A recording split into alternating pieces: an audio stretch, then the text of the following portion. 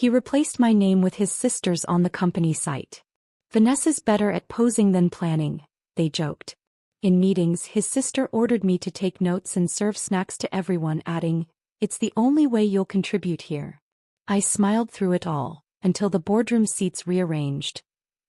"Could you grab more napkins from the supply closet?" Isabel's voice cut through the conference room chatter like a blade. "And maybe some of those little cream cheese sandwiches? The ones you made last time were actually decent." I stood frozen by the door, my strategic analysis folder clutched against my chest like armor. 20 executives, people who used to seek my advice, who used to nod respectfully at my presentations, now avoided eye contact as whispers rippled through the room. Someone actually snickered. 6 months ago I would have been leading this meeting. The memory hit me like a physical blow. Richard's weathered hands spreading my market expansion proposal across this very table, his eyes lighting up with genuine excitement. "This is revolutionary thinking," he'd said, his voice carrying the weight of 30 years building this empire. "Vanessa, you've just solved our biggest challenge." That was then. That was when I mattered. Now I was the coffee girl. "The sandwiches?" Isabel repeated, her tone suggesting I was mentally deficient. A few people chuckled, the kind of nervous laughter that accompanies public humiliation. My cheeks burned as I backed toward the door, my heels clicking against the marble floor like a countdown to my own execution. But let me tell you how intoxicating those first 6 months had been, because the fall hurts so much more when you remember the height. Before Richard died, I was untouchable. I remember the exact moment I knew I belonged in this world. It was during my 3rd week at Morrison & Associates, barely 2 months after marrying Cole. The quarterly board meeting had devolved into heated arguments about our stagnating Southeast division, millions in revenue bleeding away while competitors swooped in like vultures. Richard sat at the head of the massive conference table, his silver hair catching the afternoon light as veteran executives pitched increasingly desperate solutions. Each proposal was more conservative than the last, patching holes instead of rebuilding the ship. "What do you think, Vanessa?" His question silenced the room like a judge's gavel. 20 pairs of eyes turned toward me, some curious, others skeptical, a few openly hostile. These were men who'd built careers on playing it safe, who viewed innovation as a dirty word. I was 28 years old, female, and according to their whispered assumptions, only there because I'd married the boss's son. I stood slowly, my heart hammering against my ribs. "We're trying to save a sinking division instead of building a new ship," I said, my voice steadier than I felt. "The Southeast isn't failing because we're doing something wrong. It's failing because we're doing the right things for the wrong decade." The silence stretched until Richard leaned forward. "Continue." For the next 20 minutes, I dismantled our traditional approach piece by piece. I presented data they'd ignored, demographic shifts they'd missed, technological opportunities they'd dismissed as fads. I painted a picture of complete strategic overhaul, risky, expensive, and absolutely necessary. When I finished, Richard's smile could have powered the building. "Gentlemen, this is what leadership looks like. Bold vision backed by solid research." He turned to his son. "Cole, you picked well. That single moment changed everything." Suddenly, my opinions carried weight. Project managers scheduled meetings around my availability. Department heads sought my approval before implementing changes. Richard began introducing me at industry events not as Cole's wife, but as our strategic planning director, the brightest mind in the room. My office became a pilgrimage site. Senior executives would knock tentatively, asking if I had just a minute to review their proposals. I'd find myself mediating disputes between department heads, my recommendations treated like gospel. "Dad calls you the company's secret weapon," Cole told me one evening, his pride radiating like warmth from a fireplace. We were in his apartment, our apartment now, overlooking the city lights. He'd just returned from a client dinner where Richard had apparently spent 20 minutes praising my latest cost optimization strategy. Even Isabel, typically frosty toward outsiders, began including me in family discussions. She'd mention upcoming board retreats or family traditions with casual assumption of my permanent place. "The annual shareholders meeting is always stressful," she'd said once, "but having another strategic mind in the family will help."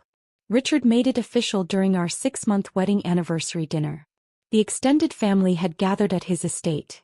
Aunts, uncles, Cousins who'd never paid attention to me before suddenly hanging on my every word about market trends and investment opportunities. "I have an announcement," Richard said, rising from the head of the table with his wine glass raised. "Vanessa has single-handedly turned around our Southeast operations. Revenue is up 43% in 6 months. She's not just joining our family, she's securing our future." The applause felt like validation, like finally proving I belonged in rooms where decisions affecting thousands of lives were made over dessert and vintage wine. Those months sparkled with possibility. Richard would pull me aside after Sunday dinners, discussing succession plans with the seriousness of a military strategist. "I won't live forever," he'd say, his weathered hands gesturing toward family photos spanning generations. "This company needs leaders who understand both tradition and innovation. You get that balance." I felt invincible, untouchable, like I was building something permanent. Then Richard collapsed during his morning jog on a Tuesday in March, and my world shattered like glass hitting concrete. The funeral was a blur of black suits and sympathetic handshakes, but the will reading cut through grief like cold steel. Cole inherited 40%. Isabel received 40%. 20% went to employees and charity. My name wasn't mentioned. That's when the dream ended and the nightmare began. Standing in that conference room now, clutching my ignored analysis while being asked to fetch sandwiches, I understood exactly how far I'd fallen. From strategic director to catering staff in 3 months. But they'd made one crucial mistake. They thought humiliation would break me. Instead, it was about to forge me into something far more dangerous than they could imagine. The coffee request came exactly 31 days after Richard's funeral. I know because I'd been counting, not the days since his death, but the days since my last meaningful contribution to a board meeting. The precision of their timing wasn't coincidental. "Vanessa, darling." Isabel's voice dripped honey-coated venom as she intercepted me in the hallway outside the executive conference room. "Could you be an absolute angel and handle refreshments today? Martha called in sick and we're expecting some important clients." Martha, the 60-year-old administrative assistant who'd been fetching coffee for executives since before I was born. The same woman who used to address me as Ms. Morrison and ask permission before entering my office. "I was actually preparing for the presentation on the Johnson acquisition," I replied, gesturing toward the leather portfolio in my hands. 3 weeks of research distilled into 47 slides that could save the company millions. Isabel's laugh tinkled like breaking glass. "Oh, sweetie, Cole's handling that now. We simplified the approach. Sometimes less is more, you know." Her manicured fingers touched my arm with practiced sympathy. "It's just coffee, Vanessa. No need to take it so seriously." The conference room doors were already closed when I returned with the silver service tray. Through the frosted glass, I could see Cole's silhouette at the head of the table. My table where I'd once commanded respect with data-driven strategies and innovative solutions. Now I was balancing cream and sugar like a waitress at a roadside diner. When I knocked, the conversation stopped abruptly. Cole opened the door with an expression I'd never seen before. Embarrassment mixed with something darker. Pity perhaps. Or guilt. "Just set it on the side table," he whispered, avoiding eye contact. "Thanks, honey." Honey. In front of clients who used to shake my hand and call me by my professional title. The diminutive hit like a slap, reducing me from strategic partner to domestic accessory in 3 syllables. I wanted to scream. Instead, I smiled and retreated, my heels clicking against marble floors that had once announced my arrival with authority. Now they just counted down my escape. 2 weeks later, the office eviction notice came disguised as downsizing efficiency.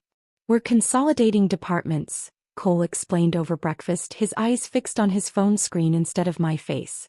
"Your space is needed for the new marketing team." My space. The corner office with floor-to-ceiling windows overlooking the city skyline. The mahogany desk where I'd crafted strategies that generated millions in revenue.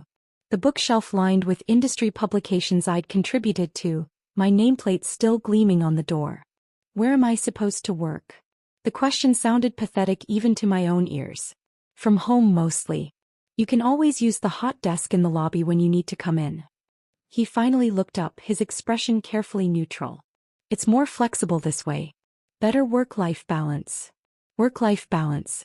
The corporate euphemism for making someone irrelevant without technically firing them. That afternoon, I packed my personal belongings into 3 cardboard boxes while cleaning staff waited impatiently to begin the renovation. My diplomas, industry awards, family photos. The physical evidence of my professional identity reduced to items small enough to carry to my car in one trip. The new occupant moved in the next morning. Some kid fresh out of business school with perfectly styled hair and an eager smile. I watched from the lobby as maintenance workers removed my nameplate and installed his, the brass gleaming like a beacon of my replacement. Home became my prison. Cole would leave each morning with his leather briefcase and return each evening with stories I wasn't part of. Client meetings I'd once dominated. Strategic decisions I'd once influenced. Board discussions that happened in rooms I was no longer invited to enter. "How was your day?" became our hollow evening ritual.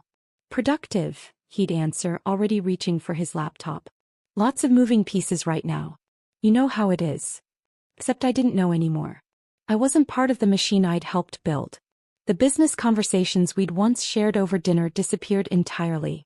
When I'd ask about ongoing projects or offer insights based on news articles I'd read, Cole would nod politely and change the subject to weekend plans or home renovation ideas. "Let's keep work at work," he'd say with forced cheerfulness. "You deserve to relax." Relax. As if my career had been a burden I should be grateful to abandon. The website discovery happened on a Thursday morning while I was researching industry trends, trying to stay current despite my forced exile from relevance. I'd navigated to Morrison & Associates' homepage to check our latest press releases when the leadership page loaded with surgical precision. Richard Morrison, founder, 1952 to 2024. His memorial photo gazed out with the same steely determination that had built an empire. Cole Morrison, Chief Executive Officer. His professional headshot radiated confident authority I'd helped him develop. Isabel Morrison, Co-Chief Executive Officer. The title that should have been mine, displayed in elegant serif font beneath her perfectly composed portrait.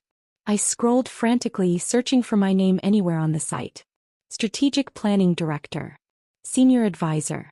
Even a mention in the company history section acknowledging my contributions to recent growth. Nothing. Not even a footnote. 6 months of revolutionary strategies, millions in additional revenue, industry recognition for innovative approaches. All of it erased as if I'd never existed. The company's digital memory had been scrubbed clean of my professional DNA. My hands trembled as I screenshot the evidence, though I wasn't sure why. Perhaps documentation of my own disappearance. Perhaps proof that I hadn't imagined the respect I'd once commanded. Cole found me that evening sitting in his study, our study, staring at the computer screen with the website still open. "You saw it," he said quietly, not a question but a statement of inevitable discovery. "When were you planning to mention this?" My voice sounded foreign, hollow. He sat heavily in the leather chair across from me, suddenly looking older than his 32 years. "Isabel thought it would be easier this way. Clean transition. No confusion about leadership structure. No confusion," I repeated slowly. "About erasing me completely. You're still family, Vanessa. You're still my wife. That's what matters." But it wasn't what mattered. Not to me. Not anymore. That night, I lay awake listening to Cole's steady breathing beside me, understanding with crystal clarity that this was just the beginning. The coffee requests, the office eviction, the website erasure. These weren't random acts of post-grief reorganization. They were systematic dismantling. And tomorrow I would begin documenting every single piece. The documentation began with a simple notebook. Black leather, unremarkable, purchased from the drugstore on 5th Street. Each morning I recorded interactions, conversations, glances that lingered too long on my humiliation. What started as evidence collection became my lifeline to sanity. The team lunch happened on a Tuesday in June, exactly 3 months and 4 days after Richard's funeral. Not that anyone was counting except me. The entire senior staff had gathered at Marcello's, the upscale Italian restaurant where we'd celebrated major contract wins back when my presence at such events was assumed rather than questioned. 23 people around a long table, the kind of power lunch where million-dollar decisions got made between appetizers and dessert. I'd dressed carefully that morning. My navy Armani suit, the one Richard had complimented during my first board presentation. "You look like someone who means business," he'd said, his approval warming me like sunlight. The memory felt like touching a bruise as I straightened my blazer and entered the restaurant. The seating arrangement spoke volumes. Cole at the head, Isabel to his right in the position I'd once occupied. I found myself relegated to the far end, squeezed between two junior associates who kept checking their phones instead of acknowledging my existence. Conversation flowed around me like water around a stone. Market projections, client acquisitions, strategic partnerships. All topics I could have contributed to, should have been leading. Instead, I sat silent, invisible, my expertise treated as irrelevant as yesterday's newspaper. The Peterson account needs delicate handling, Cole was saying, his voice carrying the authority he'd learned from his father. Their concerns about our project timeline are valid, but manageable. I knew Peterson Industries intimately. Had spent weeks analyzing their operational bottlenecks, crafting solutions that addressed their core inefficiencies. My fingers twitched toward my phone, where I'd stored detailed notes that could resolve their timeline concerns in minutes. But nobody asked.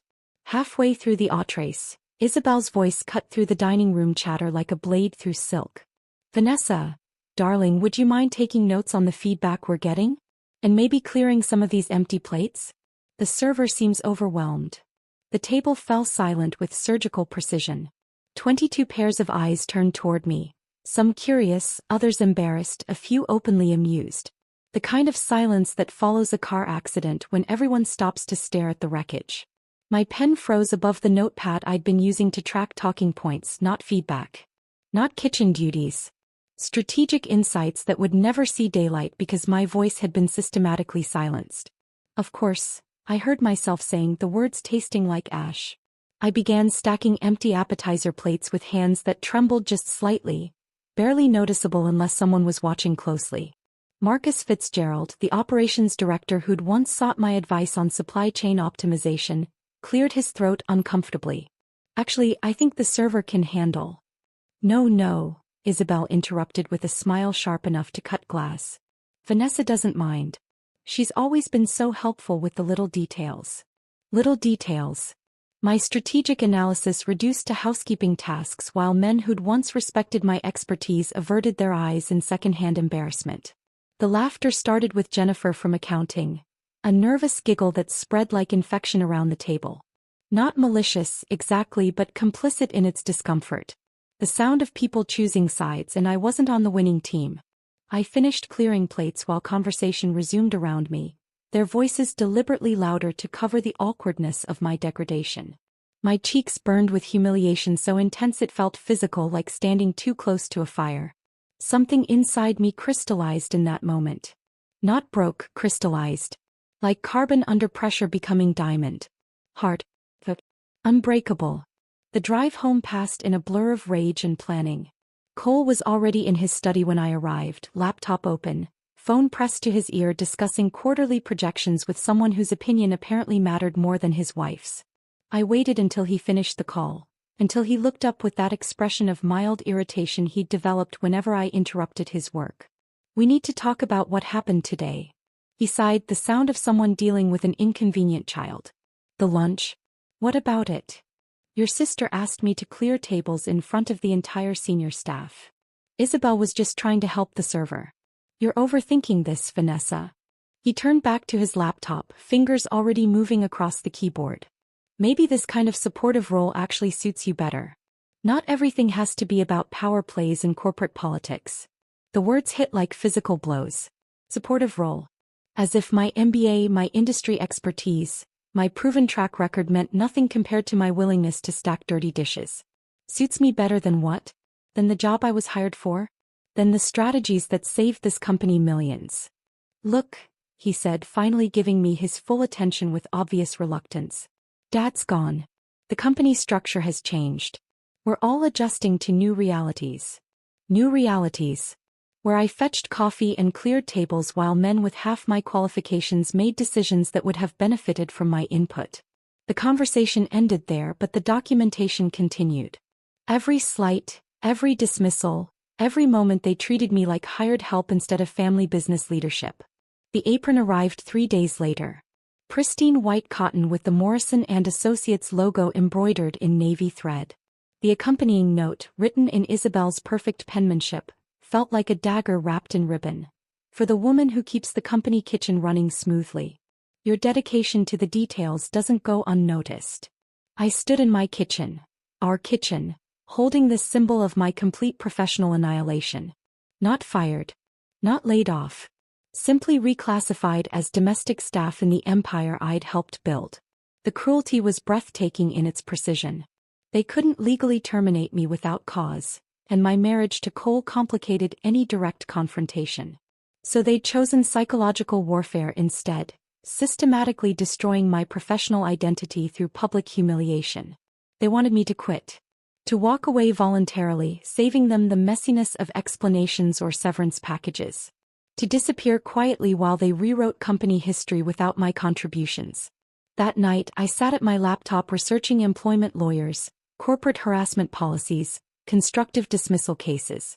But legal remedies felt inadequate for the scope of their betrayal. They'd taken my career, my dignity, my place in the family business. Laws couldn't restore what they'd stolen. But strategy could. And if there was one thing they'd underestimated about me, it was my capacity for long-term strategic thinking. They saw weakness in my silence, compliance in my documentation. They were about to learn the difference between surrender and preparation. The phone call to Marcus Chin happened at 11:47 p.m., long after Cole had fallen asleep beside me. I sat in our walk-in closet with the door closed, my voice barely above a whisper as I dialed the number I'd memorized but never thought I'd need. Vanessa. Marcus's voice carried genuine surprise despite the late hour. It's been 3 years? Marcus and I had been study partners at Wharton, the kind of intellectual sparring that forged unbreakable bonds. While classmates networked at campus mixers, we'd dissected hostile takeover strategies over midnight coffee, dreaming of the day we'd reshape corporate America. Now he ran Meridian Capital, a boutique private equity firm with a reputation for surgical precision in complex acquisitions. I need to understand something about share acquisition structures, I said, skipping pleasantries entirely. Hypothetically. His pause stretched long enough for me to hear papers shuffling in the background. Marcus never slept, a trait that had served him well in the predatory world of corporate finance. What kind of hypothetical are we talking about? The kind involving family businesses, dispersed shareholding and maintaining anonymity during accumulation.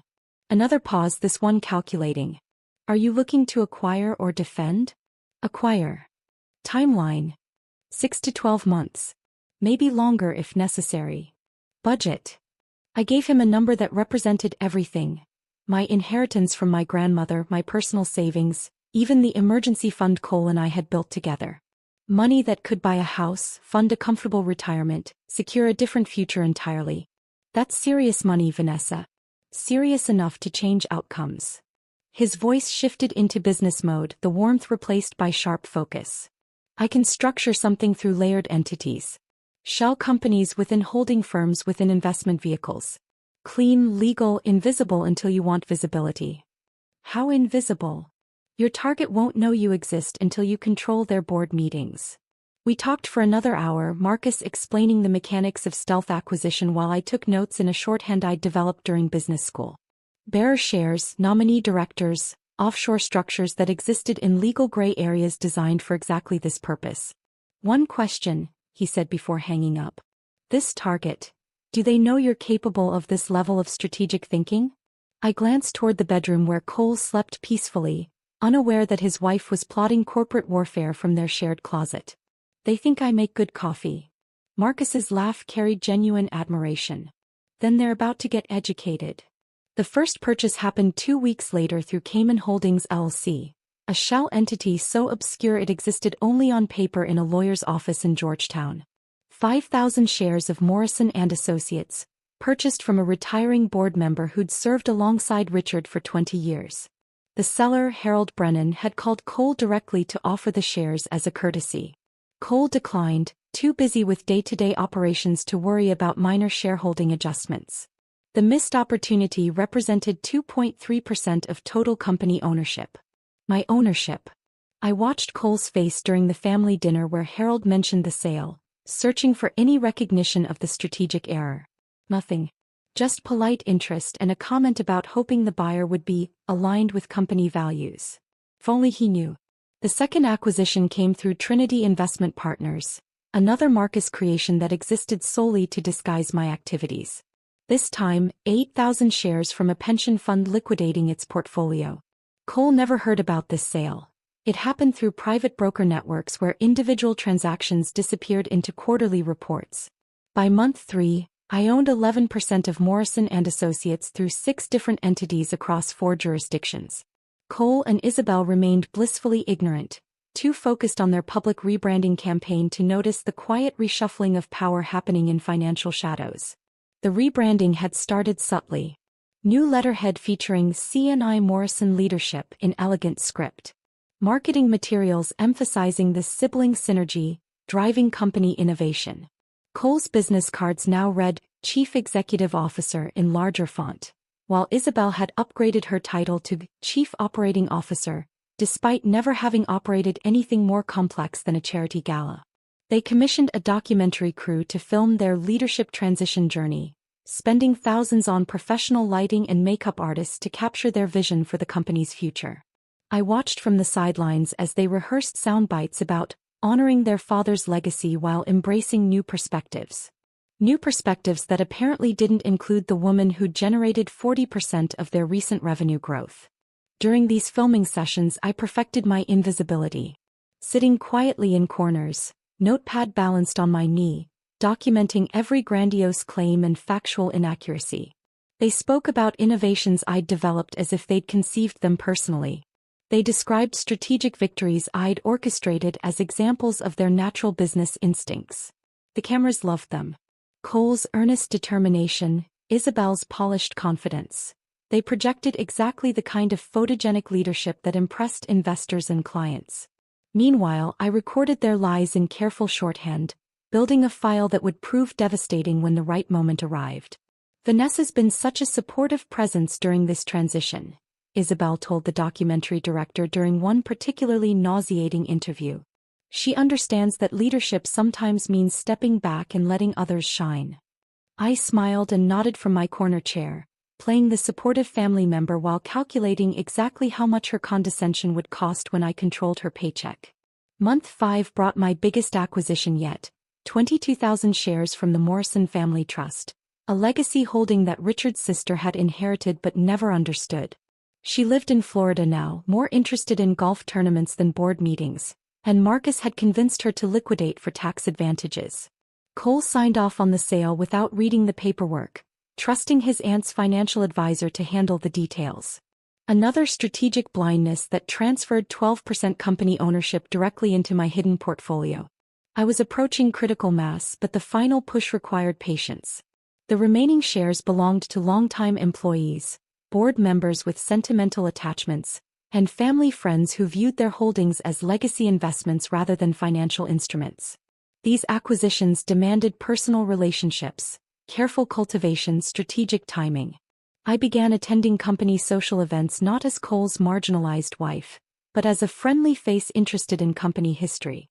Retired executives loved sharing stories about Richard's early years, their reminiscences often revealing information about their estate planning and succession concerns. "My kids have no interest in the business," confided Margaret Willis during the annual summer barbecue. She'd been Richard's secretary for 30 years before retiring with a substantial stock package. "Honestly, I've been thinking about selling. The dividend income is nice, but I'd rather have liquidity for my grandchildren's education." I filed this information carefully, along with similar comments from a dozen other minority shareholders. When the time came, Marcus would approach each one through intermediaries, offering prices slightly above market value for quick private sales.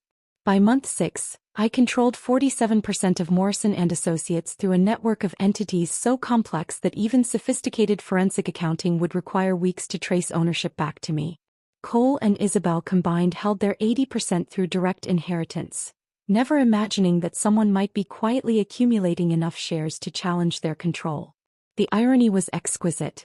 While they celebrated their leadership transition with champagne toasts and magazine interviews, I was systematically acquiring the power to make their positions entirely ceremonial. They thought they'd marginalized me into irrelevance. Instead, they'd given me the motivation and freedom to buy their company out from under them. 4% remained. 4% between their arrogance and my absolute control. And I knew exactly where to find it. The final 4% came from an unexpected source. Richard himself. 3 days before the board meeting, while organizing his personal effects that Cole had been avoiding for months, I discovered a safety deposit box key taped inside his antique desk drawer. The bank records showed the box had been opened regularly until the week before his death, suggesting whatever lay inside held ongoing importance. The contents made my blood run cold and my strategy complete. Stock certificates. Original paper shares from Morrison & Associates founding, never digitized or recorded in modern systems. 4% of the company held in Richard's personal name, separate from his estate distribution. Along with them, a letter in his distinctive handwriting dated just 2 weeks before his death. If Vanessa is reading this, my succession plan has failed. These shares represent insurance, protection for the person I trust most to preserve what I built. Use them wisely. He'd known. Somehow, Richard had foreseen his children's capacity for betrayal and prepared a contingency that would take me from puppet to puppet master in a single revelation. The board meeting email went out at 6 a.m. on a Tuesday, time to arrive when people checked messages with their morning coffee. Professional, unremarkable, the kind of routine communication that wouldn't raise suspicions. Subject: structural change proposal. All board members and executive staff are requested to attend an emergency meeting today at 2 p.m. in the main conference room. Thank you, Vanessa Morrison. I signed it with my married name. The first time in months I'd used Morrison instead of my maiden name on official correspondence.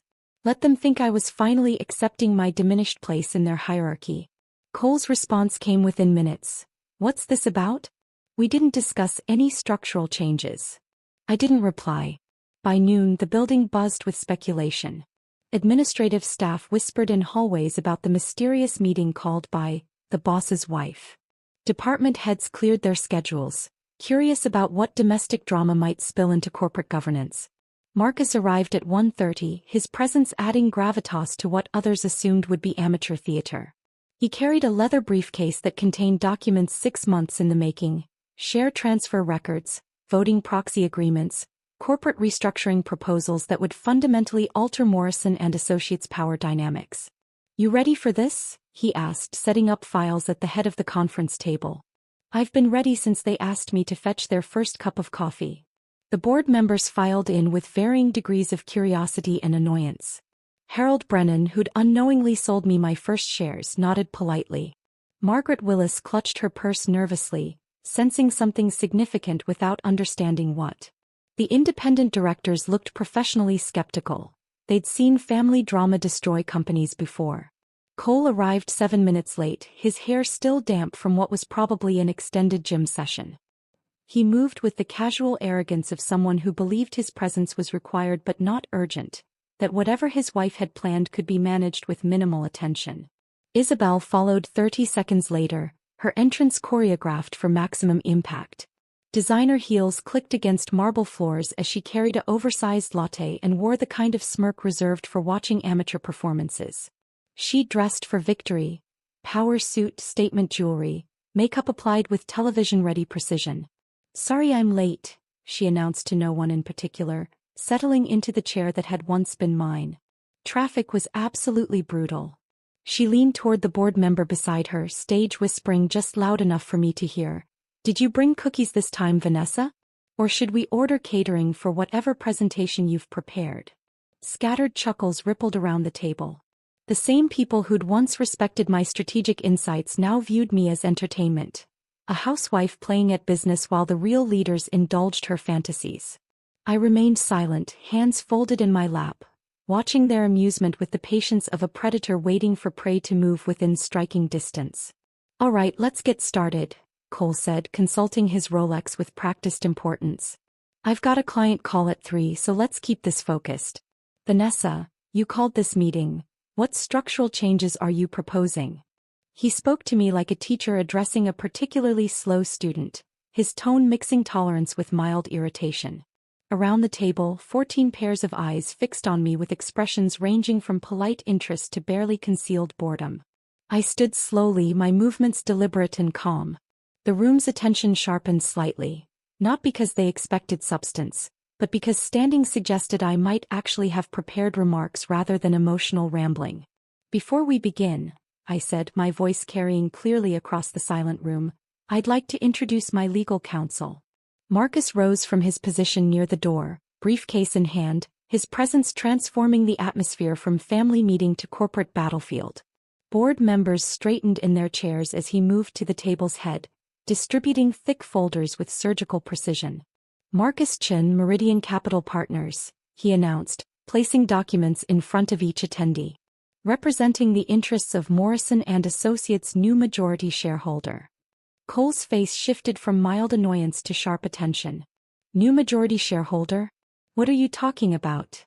I locked eyes with my husband, the man who'd shared my bed while dismantling my career, who'd promised partnership while orchestrating my exile, who'd underestimated me so completely that he'd handed me the tools for his own destruction. Effective immediately, I said, my voice steady as surgical steel, I am the majority shareholder of Morrison and Associates. The silence that followed felt like the moment between lightning and thunder, that breathless pause before the world explodes. Isabel's latte cup slipped from her manicured fingers, ceramic shattering against marble in a splash of caffeine and cream that stained her pristine suit. The sound broke the spell, releasing a cascade of shocked exclamations and frantic paper rustling as board members scrambled through the documentation Marcus had provided. That's impossible, Cole breathed, his face draining of color as he scanned share transfer records that proved otherwise. You don't own any stock in this company. I own 51%, I corrected, producing Richard's final gift, the original certificates that completed my acquisition. As of this morning when the last transaction cleared, Marcus began distributing a second set of documents, these sealed in legal envelopes marked with individual names. Employment termination notices, drafted by the city's most expensive labor attorneys, legally bulletproof and immediately effective. Mr. Cole Morrison, I said, handing him his envelope with steady hands. Ms. Isabel Morrison, your services are no longer required. The room erupted in chaos, shouting voices, scraping chairs, the sound of absolute power changing hands in real time. But I remained perfectly calm, finally speaking from a position of strength they could never take away. The chaos in the boardroom lasted exactly 4 minutes and 37 seconds before security escorted Cole and Isabel from the building. I watched through the conference room's floor-to-ceiling windows as they stood on the sidewalk, still clutching their termination letters, their faces shifting between disbelief and rage. Cole's phone buzzed incessantly, probably calls from department heads seeking clarification, clients demanding explanations, reporters who'd already caught wind of the dramatic leadership change. But those conversations would happen without him now. The building access cards have been deactivated, Marcus informed me quietly, consulting his tablet. Legal has filed all necessary documentation with the state. HR is prepared to brief remaining staff on the transition. I nodded, my attention focused on the remaining board members who sat in stunned silence around the mahogany table. These were Richard's old allies, people who'd built their careers alongside his vision. Their loyalty belonged to the company's legacy, not to his children's incompetence. I know this is sudden, I addressed them directly, but I want to assure you that Morrison and Associates will continue honoring the principles Richard established. The difference is that we'll actually live up to them. Harold Brennan cleared his throat nervously. What exactly are your plans for leadership restructuring? I'm glad you asked. The appointments I'd planned during 6 months of quiet preparation began immediately. By Thursday morning, 3 extraordinary women occupied the executive offices that Cole and Isabel had treated as personal kingdoms. Dr. Sarah Chin, no relation to Marcus, became Chief Operating Officer. She'd been Morrison's head of international development until Isabel had her reassigned to special projects, for the crime of disagreeing with a particularly disastrous market expansion plan. Sarah held dual PhDs in economics and international business, spoke 5 languages fluently, and had generated over $40 million in revenue before being sidelined. I thought my career here was finished, Sarah confided during our first executive meeting, her relief palpable. Isabel made it clear that women who talked back weren't welcome in leadership positions. The second appointment filled me with particular satisfaction. Jennifer Walsh, former head of strategic planning, my old department, had been demoted to junior analyst after questioning Cole's decision to abandon 3 profitable market segments. Her expertise in data-driven strategy was exactly what the company needed to recover from months of ego-driven decision-making. "You want me to rebuild the entire strategic planning division?" Jennifer asked, her voice mixing excitement with disbelief. "I want you to build it better than it ever was," I replied. "With proper resources, proper authority, and zero interference from people who mistake volume for intelligence." The third promotion went to Maria Santos, previously buried in the legal department despite being one of the sharpest corporate attorneys I'd ever encountered. Cole had blocked her advancement repeatedly, claiming she was too aggressive for client-facing roles. Her aggression, I discovered, consisted of actually reading contracts thoroughly and refusing to approve deals that would expose the company to unnecessary liability. Our first executive team meeting felt like stepping into an alternate universe where competence was valued over connections, where ideas mattered more than hierarchy, where women could speak without being interrupted or dismissed. "I want to address the elephant in the room," I said, looking around the conference table that had witnessed my humiliation just days earlier. "This company has been operating below its potential for months. We're going to fix that, but not through revenge or dramatic gestures. We're going to fix it by being better at everything we do." The press release went out that afternoon, crafted with surgical precision to communicate massive change through minimal words. Morrison and Associates announces new leadership structure. Leadership has changed. So will the culture. Industry publications picked up the story within hours. Business Weekly ran a front-page feature titled, "The Silent Takeover: How a Marginalized Wife Became a Power Player." Forbes published an analysis of my acquisition strategy, calling it one of the most sophisticated stealth campaigns in recent corporate history. My phone rang constantly. Interview requests, speaking invitations, job offers from companies impressed by my strategic execution. I ignored them all, focused instead on the painstaking work of rebuilding a corporate culture that had rotted from the top down. Cole's attempts at contact began the second day. Text messages alternating between wounded confusion and righteous anger. "We need to talk about this," followed by, "You can't just destroy our family like this," followed by, "Dad would be ashamed of what you've done." I blocked his number. Isabel's approach was more sophisticated, long emails defending her actions, rewriting history to position herself as the victim of my calculated deception. She painted herself as a grieving daughter trying to honor her father's memory while I, the manipulative outsider, had exploited their vulnerability for personal gain. I forwarded them to our legal team without reading past the first paragraph. The real work began in week 2 when I announced the Morrison Initiative for Women in Business Leadership. The program would provide mentorship, funding, and strategic support for women facing systematic exclusion from family businesses. A problem I discovered was disturbingly common. 60% of family businesses fail by the second generation, I explained to the board of advisors I'd assembled. A significant factor is the tendency to exclude capable family members based on gender rather than competence. We're going to change that. The initiative's first case study walked into our offices 3 weeks later. Amanda Rodriguez, daughter of a third-generation construction company owner, had been relegated to office management while her less qualified brother inherited operational control. Sound familiar? I built the project management system that increased our efficiency by 30%. She told me during our initial consultation. But according to my father, construction isn't women's work. Within 6 months, Amanda had secured funding to launch her own construction management firm, taking 3 major clients and half the skilled workforce with her. Her father's company struggled to replace the expertise he'd systematically undervalued. "How does it feel?"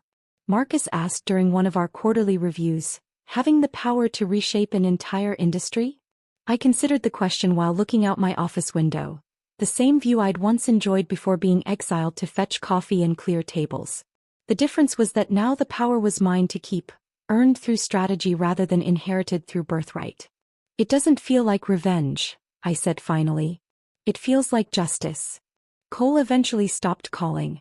Isabel eventually stopped writing. The industry eventually stopped treating my takeover as a curiosity and started recognizing it as a case study in strategic excellence. Morrison and Associates thrived under actual leadership. Our quarterly revenue increased by 28%. Client satisfaction scores reached all-time highs. Employee retention improved dramatically once people realized competence was valued over politics. But the real victory wasn't financial. The real victory was walking into boardrooms where my voice mattered, where my expertise was respected, where no one would ever ask me to fetch coffee again. I'd reclaimed more than a company. I'd reclaimed my dignity. And that was worth more than all the stock certificates in the world. If this story of corporate justice had you on the edge of your seat, press that like button right now. My favorite part was when Vanessa revealed she was the majority shareholder and handed out those termination letters with ice-cold precision. What was your favorite moment? Drop it in the comments below. Don't miss more empowering revenge stories like this. Subscribe and hit that notification bell so you never miss an upload.